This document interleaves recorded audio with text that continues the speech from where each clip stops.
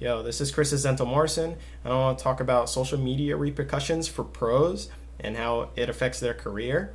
And esports, being that it's so new, it is unique in its connection with the fans, and that their practice regimen is shared with the players, the community themselves.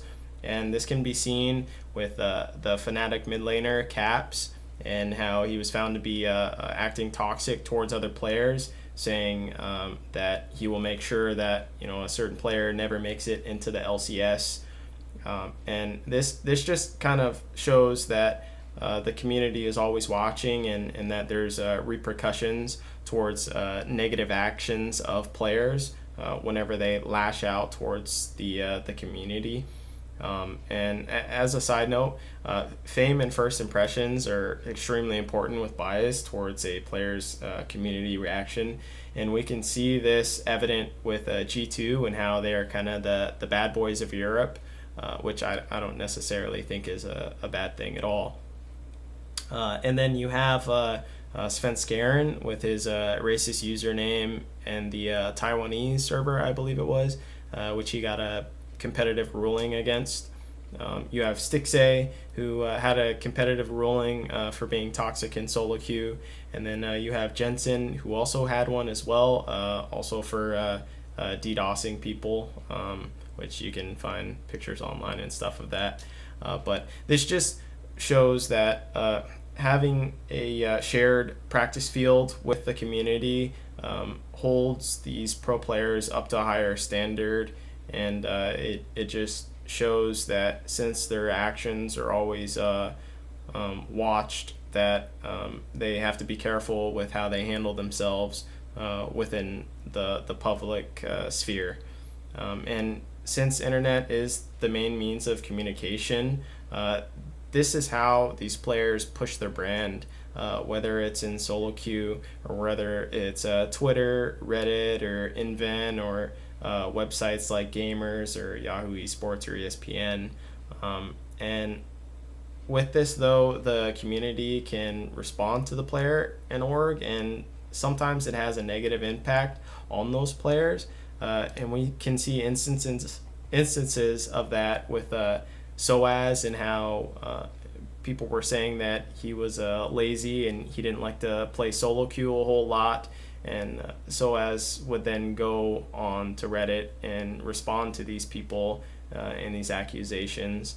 And then you also have Wild Turtle, and in a lot of post-game discussion threads, his performance was being talked about, and even on the TSM video, everyone brings up Wild Turtle flashing forward and Reggie telling him to not flash forward, or Loco Doco telling him to not flash forward all the time.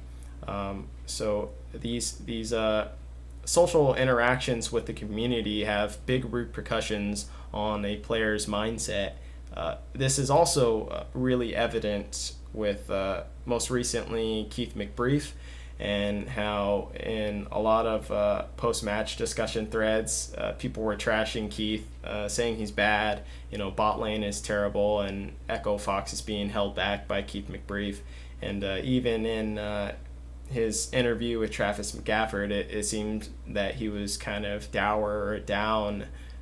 So this interaction with the community does have its negative effects.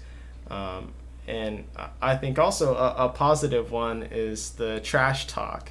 I think that trash talk creates a storyline. And most recently with the High and Bjerg, although it was kind of a promotion video, the trash talk kind of helps perpetuate this imaginary storyline that these two competitors have something outside the game that brings a connection between the two. And we could also see this happen with Piglet and Doublelift, and how both of them were kind of saying they were the better AD carry, or even more famously, Doublelift versus Afromoo, and how Afromoo kind of trashed him after he won the NALCS finals, lowballing him a little bit. So that was kind of cool. And I think the community, though, they do have a tolerance towards trash talk, and there's basically small unwritten rules like to not trash talk someone who's lost the game, or especially to not do personal attacks. That seems to be very off limits. But I think trash talk, it creates excitement, and if you're a player who can't take the heat, then get the hell out the kitchen. If it's gonna affect your game and your play, then maybe you shouldn't trash talk at all. So I think those are some of the negatives, I guess you could say, or positives of social media. And I think a big positive too is that teams or organizations themselves are held to a higher standard.